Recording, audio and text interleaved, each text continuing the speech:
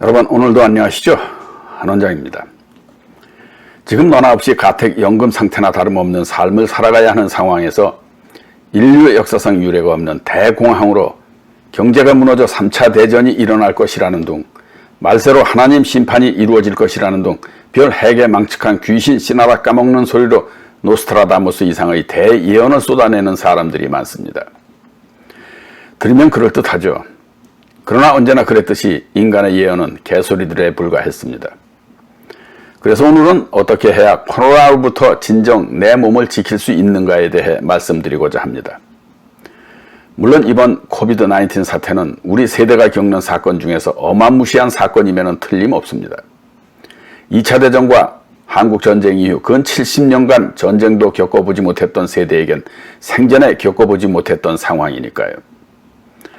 그런 사람들이 바이러스 하나에 2천만, 3천만의 대도시들을 봉쇄하며 여행은 물론 국가 간의 출입국마저 차단시키는 극약 처방까지 써가며 질병 확산에 안간 힘을 쓰고 있는 판이니 그 심각성이나 두려움도 가히 세기적이라 하지 않을 수 없을 겁니다.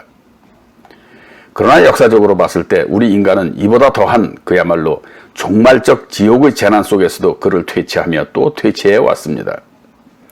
재난으로 커지는 것은 인간이 그 원인을 몰랐기 때문이거나 반대로 알면서도 숨기며 거짓말을 하기 때문인 것입니다. 즉 호미로 막을 것을 거짓말로 숨기려다가 가래는커녕 불도저로도 못 막는 대형 재난을 불러오게 되는 것이죠. 어떻든 걷잡을 수 없이 전 세계로 퍼져나가는 이번 우한의 코비드-19 바이러스에 의해 어떤 학자는 곧 6,500만 명가량이 사망하게 된다는 연구 논문을 발표하기도 합니다. 숫자야 6억이라 한들 누가 뭐라 하겠습니까? 물론 심각하기야 우한은 물론 LA, 뉴욕 같은 대도시들을 수용소로 만들 정도면 이건 가히 내전의 피해를 연상시킬 수 있고도 남을 전시 상황인 것이죠. 이런 극약 처방을 단행하는 것만으로 봐도 이의 심각성은 가히 사회개혁뿐만 아니라 국가 존망에까지 이룰 수 있는 위기 상황이란 점은 틀림없는 사실입니다. 그러나 여러분, 아직도 매년 2억 8천만 명이 감염되어 이 중 100만 명이 사망하는 전염병이 무엇인지 아시나요? 바로 모기를 매개체로 전염시키는 말라리아입니다. 옛날에는 학질이라 불렸죠. 그러나 이 말라리아는 노이나 지병을 가지고 있는 환자들에게 폐렴을 유발시키는 코로나 바이러스와는 반대로 사망자 80%가 5세 미만의 어린 아이들이라는 사실입니다. 그럼에도 이런 말라리아와는 비교할 수도 없이 적은 발병자와 사망 숫자에도 전 세계가 난리 부르스를 추고 있는 데 대해 참 웃기는 일이 아닌가 하는 마음도 듭니다. 더군다나 감기 바이러스는 날씨가 따뜻해지면 저절로 사그라질 것에 대해서도 말이죠. 과거 지옥을 연상케 하는 중세의 흑사병이나 천연두의 유행병은 둘째치고 바로 100년 전인 현대사가 기록한 최대의 유행병은 1918년에서 20년 사이에 유행했던 H1N1 인플루엔자 바이러스에 의한 스페인 독감이 있습니다.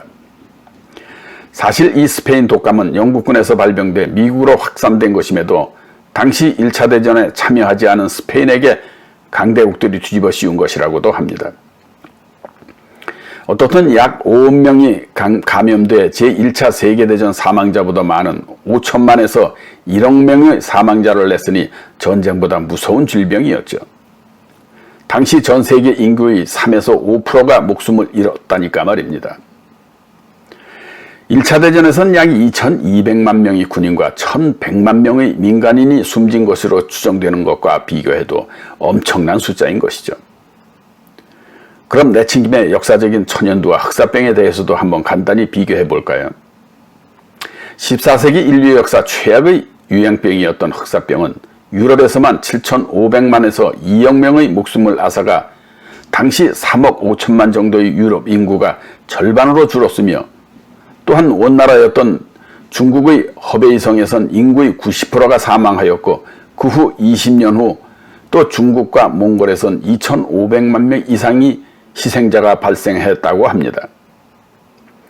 물론 그 이후에도 17세기 중반까지 영국에서는 여러 차례의 흑사병 창궐로 인해 적게는 400만 명에서 많게는 700만 명으로 추산되는 인구가 희생되었고 19세기 후반에는 1894년에 프랑스와 일본에서 이 원인균이 밝혀졌음에도 1940년 중국 북동부 능완현과 장춘에서 흑사병이 발생하여 일제히 생체실험 731 부대의 연구 대상이 되기도 하였고, 불과 23년 전인 2017년에도 마다가스카르에서 패스트가 발병되어 600여 명이 감염되었고 50여 명이 사망하였다 합니다.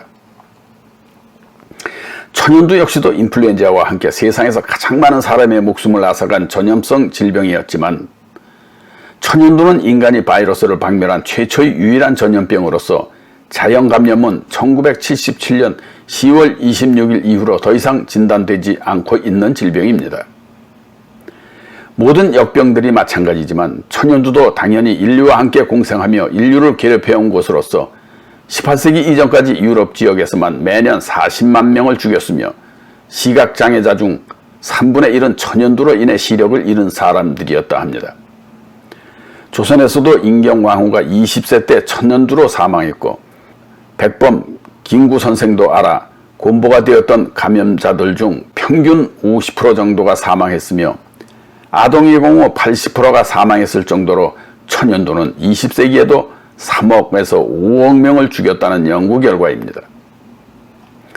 1967년만 해도 세계보건기구는 한 해에 1,500만 명이 천연두에 감염되어 그중 200만 명이 사망했다고 발표했을 정도였는데, 우째 이들에 비하면 세 발의 피 정도에 마치 인류가 멸망하는 듯 세상과 인간의 숨통을 막아놓는가 이 말입니다.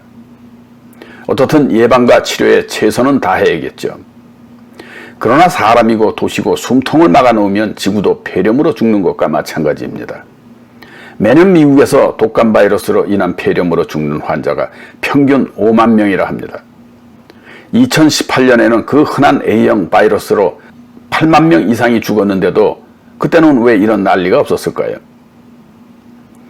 흔히 나이에 장사 없고 병에 장사 없다고들 하죠. 그러나 나이에는 장사 없다 하더라도 병에 장사 없는 것은 아닙니다.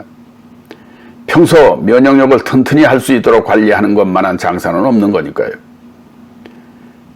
특히나 약이 없는 바이러스 질병에는 말이죠. 그래서 감기에는 약이 없고 이번 우한 코로나 바이러스에도 약이 없는 겁니다. 백신이 개발됐다 하더라도 치료제는 아닙니다. 그렇다면 어떻게 해야 할까요? 우선 무엇보다도 위장과 뱃속을 편안하게 해주어야 합니다. 과음 과식으로 간과 위장을 혹사시켜서는 안 된다는 것은 국민상식이겠죠. 이것만으로도 바이러스 백신을 맞은 것 이상의 효과를 낼 수 있는 겁니다. 다음이 허한 기력을 보하는 일입니다. 물론 허한 기력을 보해 면역력을 높이는 것도 중요하지만, 그보다 현재의 부족한 것일지라도 더 손상시키지 않는 습관을 갖춰나가는 것이 더욱 중요한 것이죠. 특히나 이런 계절에 노인들의 경우 마스크보다 목을 따뜻이 감싸주는 일이 무엇보다 우선임을 명심해야 할 일입니다. 그럼 오늘도 여기서 안녕. 또 봬요.